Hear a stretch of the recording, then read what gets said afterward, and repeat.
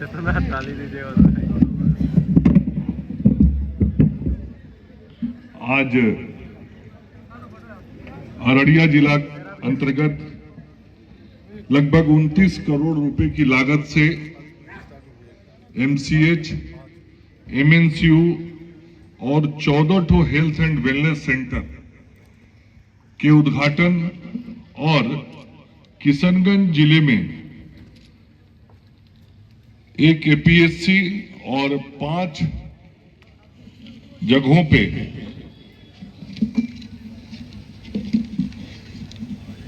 8 जगहों पे, किशनगंज में 8 जगहों पे स्वास्थ्य उपकेंद्र के शिलान्यास के अवसर पर आयोजित इस कार्यक्रम में हम सब लोगों के बीच उपस्थित अररिया के लोकप्रिय सांसद श्री प्रदीप सिंह जी, माननीय विधायक श्री विद्यासागर केसरी उर्फ मंचन केसरी जी, श्री अचमित ऋषिदेव जी, श्री जयप्रकाश यादव जी, वरिष्ठ विधायक श्री विजय कुमार मंडल जी, अभी हम सब लोगों के बीच से गए जिला परिषद के अध्यक्ष आफ्ताब अजीम साहब, 20 सूत्री के उपाध्यक्ष Aditya Kumar Jha ji, Ajay Jha ji, Alok Kumar Bhagat ji, civil surgeon doctor Krishna Kumar Kashyap ji, DGM BMSICL Shashi Shekhar ji, जिला कृषि पदाधिकारी गौरव प्रताप सिंह जी, संतोष सुराना जी, संजय यादव जी, संजय मिश्रा जी, गंगा ऋषिदेव जी, नवीन यादव जी, राजा मिश्रा जी, विजय विश्वास जी, जुबेर आलम साहब, शहजाद उर्फ गुड्डू जी, रोजी कुमारी जी, अनिकेत कुमार जी, यहाँ उपस्थित जिला विकास उपायुक्त महोदया, एसडीओ साहब, जिला प्रशासन के सभी पदाधिकारीगण, जिला स्वास्थ्य समिति के सभी पदाधिकारी, चिकित्सक, चिकित्सा कर्मी, सदर अस्पताल के सभी चिकित्सक और चिकित्सा कर्मी और यहाँ उपस्थित बड़ी संख्या में हमारी एएनएम बहनें, आशा की दीदियां और अररिया के हमारे सभी बड़े बुजुर्गों, नौजवान साथी मित्रों, प्रिंट और इलेक्ट्रॉनिक मीडिया के हमारे सभी साथीगण, आज जैसा कि मैंने कहा, हम सब लोगों के लिए बहुत महत्वपूर्ण दिवस है जब 21 करोड़ 67 लाख की लागत से इस 100 बेड के एमसीएच हॉस्पिटल की उद्घाटन हम सब लोगों ने आज यहाँ किया है। और इसके साथ ही भले ही हम यहाँ बैठे हैं, लेकिन मंचन केसरी जी यहाँ उपस्थित हैं, उनके क्षेत्र में फारबिसगंज में 1 करोड़ 16 लाख रुपए की लागत से एमएनसीयू भी आज उद्घाटित हो गया और वहां भी शिलालेख जो लगा है, वो शिलालेख पे जो कपड़ा था उसको हटा दिया गया है, वहां से उसका भी उद्घाटन हो गया। और 14 जगहों पे prefab health and wellness centre बनाने का काम भी शुरू होगा, उसका शिलान्यास आज किया गया है। और उसमें अचमित ऋषिदेव जी के विधानसभा क्षेत्र में ही अकेले रानीगंज में 9 स्थान है, तो रानीगंज में 9 जगहों पे, हाँ 9 2 11 स्थान पे रानीगंज विधानसभा में ये अस्पताल बनने का काम शुरू होगा। इसके अलावा अन्य प्रखंडों में भी, अन्य विधानसभा क्षेत्रों में भी ये काम दिया गया है। मैं आप सब लोगों से यही कहना चाहता हूं कि पूरे बिहार में स्वास्थ्य व्यवस्था को ठीक करने में हम सब लोग अपने आदरणीय मुख्यमंत्री श्री नीतीश कुमार जी के नेतृत्व में दिन रात परिश्रम कर रहे हैं। अपने उप मुख्यमंत्री श्री सम्राट चौधरी जी, श्री विजय सिन्हा जी, सब हम लोग एक टीम के रूप में काम कर रहे हैं। और भारत की सरकार और आदरणीय प्रधानमंत्री नरेंद्र मोदी जी का पूरा सहयोग बिहार सरकार के स्वास्थ्य विभाग को, स्वास्थ्य व्यवस्थाओं को बेहतर करने के लिए मिल रहा है। और भारत की सरकार का जब पूरा सहयोग मिल रहा है और बिहार की सरकार पूरी ताकत से लगी है, मतलब डबल इंजन की सरकार जब काम करती है तो उसका परिणाम क्या होता है, वो आज पूरी बिहार की जनता स्वास्थ्य सेवा के क्षेत्र में देख सकती है। ठीक ही कह रहे थे। आज का जो नौजवान होगा 20-25 साल का, उसको नहीं मालूम होगा कि 20-25 साल पहले इस बिहार की व्यवस्था कैसी होती थी। स्वास्थ्य केंद्र या स्वास्थ्य भवन या सदर अस्पताल का मतलब क्या होता था, उसको नहीं मालूम होगा जो 20-25 साल का है उसको, क्योंकि उसने तो ये बदलता हुआ बिहार देखा। लेकिन जिसका उम्र 35 साल, 40 साल, 50 साल है, उसने उस बिहार को भी देखा है कि उस बिहार में अस्पतालों में रुई और सुई तक नहीं मिलता। आज परिस्थितियां जब बदली तो अस्पताल के भवन बने। परिस्थितियां जब बदली, मैं इस एमसीएच के अंदर चर्चा कर रहा था अपने माननीय प्रतिनिधियों से कि ये जो बेड लगे हुए, ये बेड कभी किसी प्राइवेट हॉस्पिटल के अंदर दिखाई पड़ते थे, लेकिन आज सरकारी अस्पताल में आने वाला मरीज भी जब इस हॉस्पिटल में आईपीडी में जाएगा, भर्ती होगा, तो वैसे ही बेड पे रहेगा जैसे किसी प्राइवेट हॉस्पिटल के बेड में रहता है।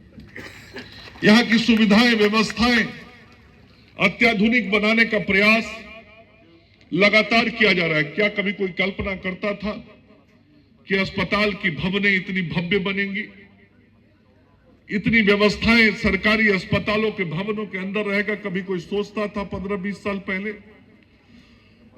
कल्पना भी नहीं करता था। लेकिन आज वह यथार्थ में दिखाई पड़ रहा है। और ये तो जिला का अस्पताल है।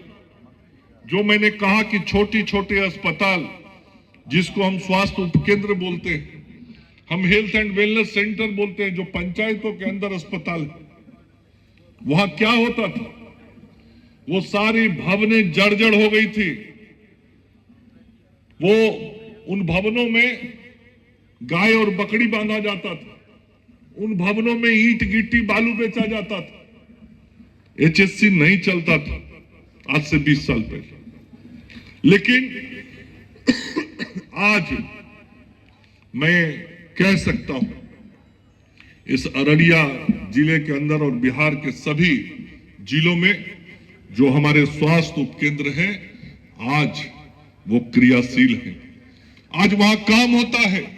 वहां एएनएम की बहनें हमारी रहती हैं, गांव में बच्चों को, गर्भवती महिलाओं को जाके टीका देने का काम करती हैं, उनका इलाज करती हैं, उनको दवाई देती हैं।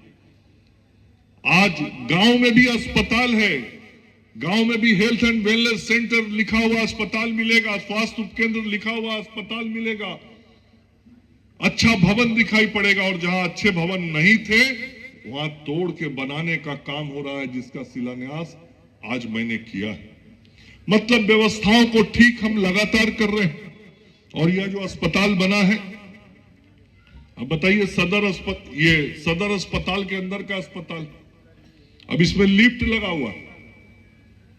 पहले प्राइवेट हॉस्पिटल में भी लिफ्ट कम रहता था, और अब सरकारी अस्पताल में भी हमारा मरीज का परिजन और मरीज आएगा तो वह लिफ्ट से ऊपर नीचे आएगा जाएगा। और आपको बता दूं, मैं जब स्वास्थ्य मंत्री बना उसके पहले की कुछ अस्पतालें, 2005 के पहले की जो अस्पतालों की स्थिति थी, बड़े बड़े अस्पताल कुछ बने जरूर थे, उसमें रैंप तक नहीं होता था। ये जो मेडिकल हेल्थ सिस्टम में जुड़े हुए लोग हैं, वो जानते हो, जो सीढ़ी के बदला समतल जमीन ऊपर जाने के लिए बना होता है, उसको रैंप बोलते हैं। मरीज को स्ट्रेचर पर उसे ले जाते हैं। अस्पताल बनता था, रैंप नहीं बनता था। आज हमारे छोटे अस्पताल भी बनते हैं तो उसमें रैंप बनता है। मतलब हम छोटी छोटी सुविधाओं और व्यवस्थाओं का ध्यान रखते हैं। मैं इस तरफ आपका ध्यान आकृष्ट कराना चाहता हूं। अभी इसमें मॉड्यूलर ओटी बन रहा है। मॉड्यूलर ओटी का अर्थ सामान्य भाषा में कहें तो अत्याधुनिक शल्य कक्ष, जो दरभंगा, पटना, दिल्ली, बड़े जगहों पे, बड़े अस्पतालों में, प्राइवेट हॉस्पिटल में, यहां अररिया में भी बहुत प्राइवेट हॉस्पिटल होगा, लेकिन सब में मॉड्यूलर ओटी नहीं होगा। शायद कोई 1-2 में हो तो मैं नहीं जानता हूं। लेकिन ये मॉड्यूलर ओटी अब बहुत जल्द क्रियाशील हो जाएगा, उसका भी काम चल रहा है। वो यहां के लोगों को इसकी सुविधा मिलेगी। उसी के साथ जो एमएनसीयू मदर न्यूनेटल केयर यूनिट जो फारबिसगंज में शुरू हुआ है, वहां बच्चे की भी देखरेख होगी और उसके मां की भी देखरेख होगी। मतलब जच्चा बच्चा दोनों का देखरेख उस अस्पताल में किया जाएगा। मैं इस अस्पताल में सांसद महोदय को दिखा रहा था, जो हमारे बेड्स हैं उस सब बेड पे गैस पाइपलाइन गया हुआ है। यहां आप सब लोग देखते होंगे, कोरोना के पहले जो अस्पतालें होती थी तो वो मरीज को किसी को ऑक्सीजन का जरूरत पड़ता था तो बेड के बगल में बड़ा सिलेंडर रहता था, सब बेड के बगल में, और उस सिलेंडर से उसको ऑक्सीजन मिलता था। लेकिन अब वो सिस्टम हमने बदल दिया, पूरे बिहार में बदल दिया। अब हर बेड पर गैस पाइपलाइन है, मैनीफोल्ड में लगा रहता है गैस सिलेंडर, और मरीज के पास पाइप से ऑक्सीजन गैस पहुंचता है। अंदर की व्यवस्था को हमने बदला है। और कोरोना के समय में तो सिखा दिया कोरोना ने कि अब केवल मैनीफोल्ड लगा के गैस सप्लाई ही नहीं करना है, अब गैस जनरेशन भी हॉस्पिटल के अंदर करना है, और वह काम भी अररिया जिले के अंदर हमने शुरू करवाया। तो ये सब काम आज बहुत तेजी के साथ हो रहा है। यहीं से मैं किशनगंज जिले में भी 8 हेल्थ एंड वेलनेस सेंटर का शिलान्यास कर रहा हूं। किशनगंज के लोगों को भी मैं अपनी ओर से यह कहना चाहता हूं, पत्रकार मित्रों के माध्यम से, कि लगातार हर जिले में जो स्वास्थ्य व्यवस्थाओं के उन्नयन का काम हो रहा है उसमें किशनगंज भले ही सबसे सुदूर का जिला हो, लेकिन वहां भी बिहार की सरकार के स्वास्थ्य विभाग का नजर है, हमारे मुख्यमंत्री जी का नजर है, और वहां भी अस्पतालों की व्यवस्थाओं के उन्नयन का काम हम सब लोग लगातार कर रहे हैं।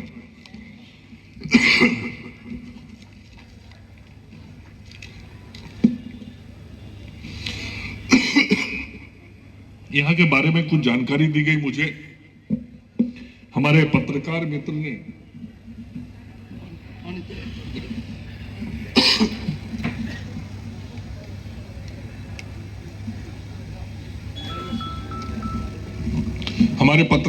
ने मुझे ध्यान दिलाया। मुझे याद है कि मैंने यहाँ एएनएम कॉलेज का शिलान्यास किया था, और मैं कल ही जब आया था अजय झा जी के गांव में, वहां कार्यक्रम में सिरदेव झा जी के, तो कल ही मैंने अपने बीएमएसआईसीएल के अधिकारियों से उसके बारे में जानकारी ली थी। कई तकनीकी चीजें हो जाती हैं जिसके कारण कठिनाई हो जाता है। जिस संवेदक को वह काम पूर्ण करने की जिम्मेवारी दी गई थी, मतलब सीधा सीधा समझिए जो ठेकेदार था, उसने काम समय पर पूर्ण नहीं किया और काम को बीच में छोड़ दिया, और फिर उसके बाद